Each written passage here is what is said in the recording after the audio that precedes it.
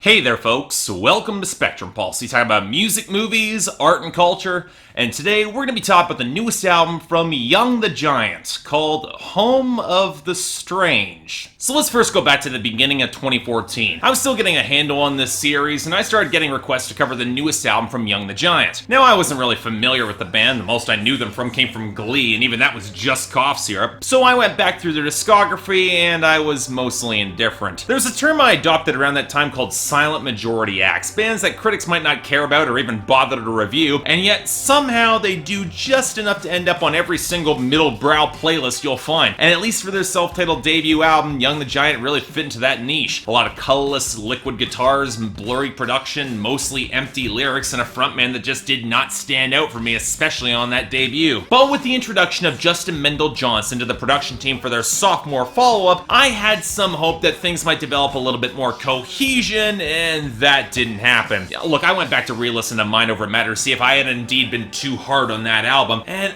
look, I get the appeal of a good U2-esque guitar flutter and arena rock swell. I even thought their lyrics actually took a step in the right direction, but the production was so muddy, messy, indistinct, and it did absolutely nothing to flatter Samir Gadia's vocals, which admittedly aren't always my thing, but it could have come together better than this. But worse still were the compositional problems at the roots. Wild transitions in tempo and sound that almost wanted to lean towards progressive metal but didn't stick the landing, or flattered the group's knack for some decent melodic hooks. And what was all the more exasperating is that none of this made the album precisely bad, just overmixed and kind of forgettable. All the more evidence that Justin Mendel Johnson might be a far better musician than he is a producer. So until I started getting requests to cover this album, I had no idea where Young the Giant was going next. It seemed like they had pivoted to making a shorter album, as Home of the Strange was indeed their most succinct release to date, and they brought in producers Alex Salabian and Jeff Basker to add more of a boost. And truth be told, if I hadn't heard some interesting critical buzz, or if I didn't need more time to work my way through discographies from Cody Jinks, Atmosphere, and Ka, I probably wouldn't have covered this album. But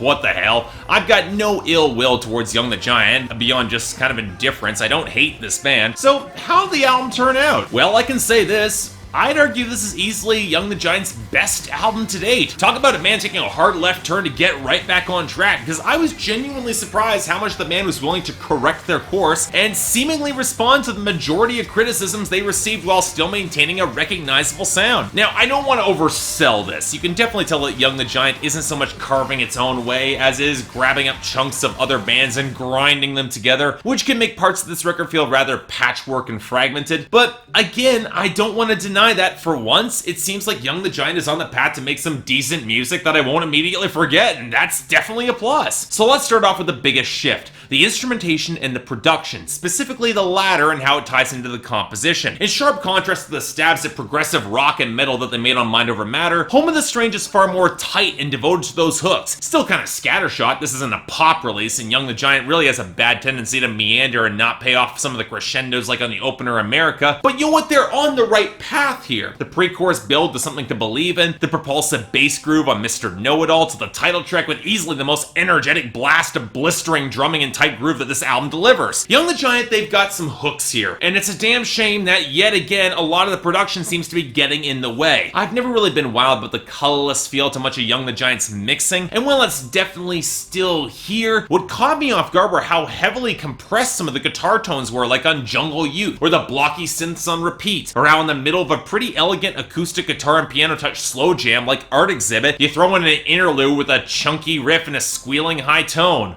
Why? And that's before we get to songs like Elsewhere, Silvertongue, and Nothing's Over that are so blatantly trying to grab as much early 80s Bowie as they can possibly get away with the sax and frontman Samir Gadia's lower range, and the touches of new wave in the guitar and synth, including a touch of Muse in the melody line of Nothing's Over. And yet, so much of it feels so much clumsier than it should. I get adding some noisier distortion, but let it carry more of a tune, or don't saturate the mix in enough reverb so the guitars feel so oddly colorless, especially when you're trying to run wild and repeat much of what Congos already did much better on Egomaniac. The one place where the band let their mix build some natural swell is Titus Was Born, which takes a damp acoustic line and gradually builds with the organ and piano. I don't know why the oddly cold synths were added, but outside of that, the song actually comes together pretty damn well. Now that track also features the backing vocals of the drummer Francois Comtois, and also leads to my other consistent issue with this band, frontman Samir Gadia. Not that he's a bad singer, outside of one squealing moment on Elsewhere that actually was pretty awful. awful, he actually shows off a fair amount of range and versatility as he flexes both his falsetto and lower range, the latter which actually had some sonic presence. But for the most part, I'm increasingly convinced that his vocal tone and style just doesn't match the production that Young the Giant uses. He works best when his more willowy tones can have a little bit more room to breathe or supported with a little bit more body, like when Comme Toi comes in on Titus Was Born. But more often than not, he ends up trying to cut through rougher distortion or fighting with layers of overdub backing vocals that don't so much support him as they do drown him out. And this should not be an issue, considering his very strong mid-range and how easy it would be to just give him a little bit more space. And yet, even on tracks where that happens, compressed filters are still added to the vocal line to make him sound rougher or closer to a live sound or a Jack White-esque vocal pickup that isn't needed here. Now, thankfully, just like on Mind Over Matter, the lyrics do come through reasonably well, with the album thematically exploring cutting one's own path in the United States when it becomes clear that the plan can ring kind of hollow, be it the American dream on America or God's plan on something to believe in. And what gets interesting here is a real lack of cynicism. For as much as this album could easily embrace disaffection, it keeps trying to find that workable way and isn't shy to put itself on the firing line. Take Mr. Know-It-All, which could have easily been just another screed against millennials and people trying to build and fake their identities instead of coming into it naturally, a charge that I was almost tempted to level at Young the Giant before they themselves admitted it on the final verse. It's a nice bit of self-awareness that I appreciated. And while Jungle Youth can fall into some overwrought hedonism, although I do get the point, I did like the undercurrent of optimism that ran through Titus Was Born and Repeat, especially the acknowledgments that the earth is going to keep on spinning despite failed relationships or losing any sort of purpose. Things are going to keep moving on. I will say that Young the Giant's usual trick of abstraction did kind of fall flat for me on Silvertongue, where on the hook it's very clear his quick talk won this girl over, and yet all the verses imply that the talk is just getting in the way. Maybe he's referring to deeper feelings here, but I'm not quite seeing how the talk is getting in the way or causing much of an issue here. He could probably talk his way further. I get the intentions, sort of, but it doesn't quite connect all the way for me. But overall, this is a better album than I probably expected. I'm not gonna call it great. I'm still not wild about what Young the Giant's blurry and oddly colorless production style is doing, and they wear their influences a little bit too prominently for my taste. But you know what? The refocus on tighter song construction and sharper grooves is a big step in the right direction. So for me, I'm thinking a 6 out of 10 and a modest recommendation. Again, I'm not really much of a fan of these guys, but I can say this is easily their best album to date, and if you're a fan, you're probably gonna really love it. Outside of that,